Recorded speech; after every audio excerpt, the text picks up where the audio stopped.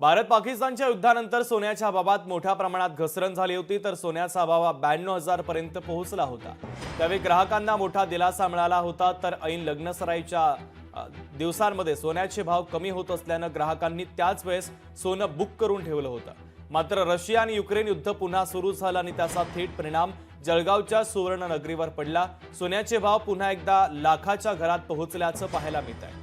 आजचा सोन्याचा भाव जीएसटी सह 99,800 रुपये इतका आहे। सुवर्ण नगरीमध्ये ग्राहक सोनं खरेदीसाठी वेट अँड वॉचच्या भूमिकेत आहे आणि कुठेतरी ग्राहकांच्या खिशाला देखील मोठी झळ देखील बसत असल्याचं पाहायला मिळत आहे। याचा आढावा घेतला आमचे प्रतिनिधी सुमित देशमुख यांनी। पाहूयात। भारत पाकिस्तानच्या युद्धाच्या वेळेस सोन्याच्या भावाने 1 लाखाचा उच्चांक या ठिकाणी गाठला होता। मात्र भारत पाकच्या युद्धाला कुठेतरी पूर्णविराम मिळाल्यानंतर सोन्याच्या भावामध्ये घसरण पाहायला मिळालेली आहे। जवळपास 92,000 पर्यंत सोनं पोहोचलं होतं। मात्र रशिया आणि युक्रेनचे युद्ध हे पुन्हा सुरू झाल्यानंतर जळगावच्या सुवर्ण बाजारावर थेट त्याचा परिणाम झालेला आहे। आपल्यासोबत सराफ व्यापारी जे आहेत आकाश भंगाडे ते आपल्यासोबत जुडलेले आहेत। आपण ते त्यांच्याशी संवाद साधूया। दादा, काय सांगणार? 15 दिवसापूर्वी सोन्याच्या भावामध्ये घसरण झाली होती, 92,000 पर्यंत सोनं होतं। मात्र आता पुन्हा सोन्याचा भाव 1 लाखाच्या घरात गेलेला आहे। US चायनाचा जे ट्रेड वॉर जे सुरू होता त्याच्यामुळे सोन्याचे भाव 1 लाखाच्या वरती गेले होते, पण ते वॉर थांबताच सोन्याचे भाव परत 92,000 पर्यंत आले होते। पण 92,000चा भाव आला तर कुठेतरी सोन्यामध्ये खूप बाईंग झाली।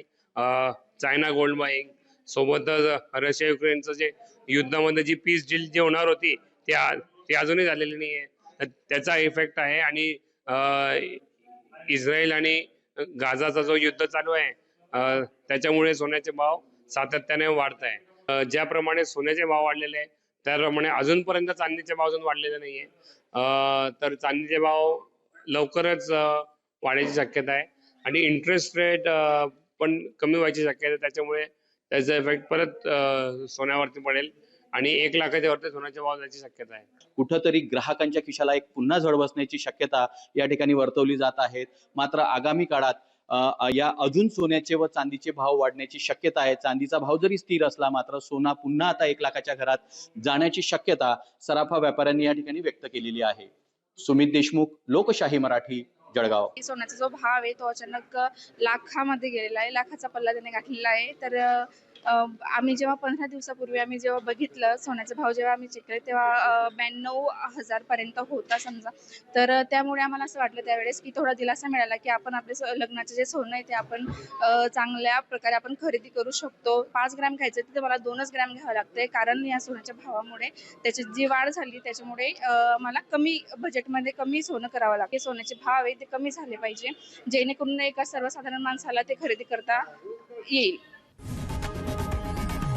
लोकशाही मराठी ऐका, पहा, जागरूक रहा।